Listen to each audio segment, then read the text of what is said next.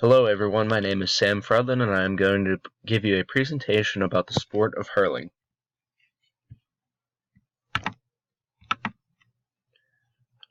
Hurling was originated in Ireland and has been one of the oldest known sports that is played on a field for over 3,000 years. Early tales of the game portrayed as martial arts training, and those who were good players would be considered good people to have in war. The 17th century story describes the game played on a field that was between 200 and 300 yards long, and the winner was the first team to put the ball through the other team's goal. Obviously, things have changed over time. Some basic gameplay is the game is played on a field that is approximately 159 yards long and approximately 98 yards wide. There could be up to 15 players on the field at one time. On the field, there's typically one goalie, 6 defenders, 2 midfielders, and 6 offensive players. The game is played with a ball, which is called a sliotar, and a stick, which is called a hurley. Players also wear helmets for protection. Each match is between 50 and 70 minutes long, which is either a 25-minute or a 35-minute half, depending on the league. Each end of the field has a goal and a crossbar in which players will try to aim at to score. In order to score 1 point, the sliotar has to be hit over the crossbar above the goalkeeper and in between the goalpost. This is pretty similar to how kickers in football will kick a field goal. As you can see in the photo on the right, you can see how the goal is like a soccer net, but there's also the uprights that make it look like it's a football goal post as well. In order to score 3 points, a player must hit the sliotar under the crossbar and into the goal. This is considered a goal, and again, it is worth 3 points. This is also a contact sport, and opponents are allowed to be physical with the person in possession of the sliotar. Players are not permitted to hit people as they want to. They're only allowed to make contact with another player if they're trying to steal the sliotar. Some of the main rules of the game is that the hurley must be used to hit the sliotar at all times when it is flat on the ground. However, if the sliotar is bouncing or it is up in the air, a player is allowed to tap it with their hand or hit it out of the air with their hurley to get it back on the ground. The sliotar is allowed to be kicked or hand passed to other teammates. However, the sliotar can only be in a player's hand for up to 4 steps. If it is there longer, it is considered a foul. A player is not permitted to use their body against another player if they do not have the sliotar in their possession. This is considered a foul. Player is also not permitted to grab their opponent's hurley. This is also a foul. The largest governing body of hurley is the Gaelic Athletic Association. They promote hurling, football, handball, and rounders. The largest league is called the National Hurling League.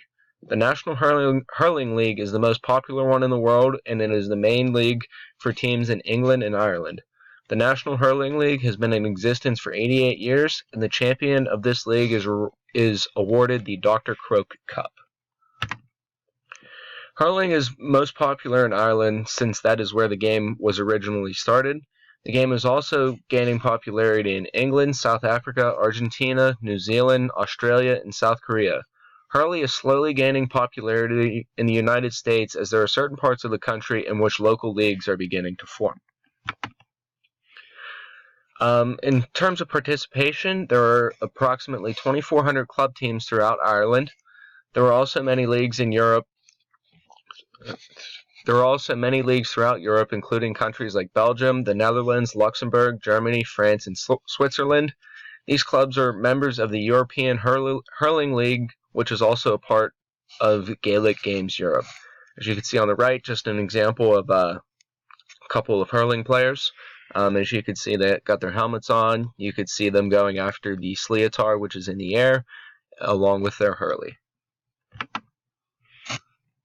Hurling is called by some the fastest game on grass. Therefore, many hurling players need to be very fast in order to play. Due to the field, otherwise called a pitch, being so large, players should have the capability of being able to run for a long period of time without getting tired. Lastly, since this is a contact sport, players need to be strong and they need to not be afraid of getting hit by another opponent. As you can see in the photo on the right, there is an example of a hurling team. You could see them with their hurleys as well as their helmets, and they all appear to be in pretty good shape. None of them seem too big, none of them seem too small. They appear to be pretty strong, and they also need to be very fast. Here's a typical look of a hurling player. I know in this presentation I only showed pictures of male athletes. Although it is not very popular amongst females, there are hurling leagues out there for women.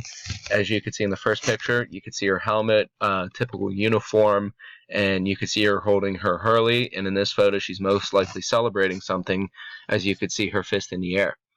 The second player, you can see the Sleatar in the air and him hitting the Sleatar out of the air with his hurley, which is permitted. He's also capable of tapping the Sleatar to the ground if he wants to, or if he catches it, he can only advance for 4 steps.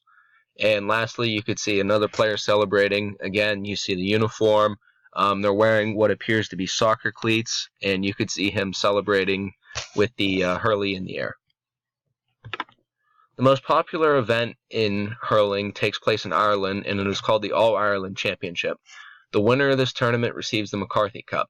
The championship games for the McCarthy Cup will typically attract over 70,000 people every year it is played. The championship is played at Croke Park in Dublin. Here's a little example of the McCarthy Cup. You can see a player here celebrating. It is a gold trophy.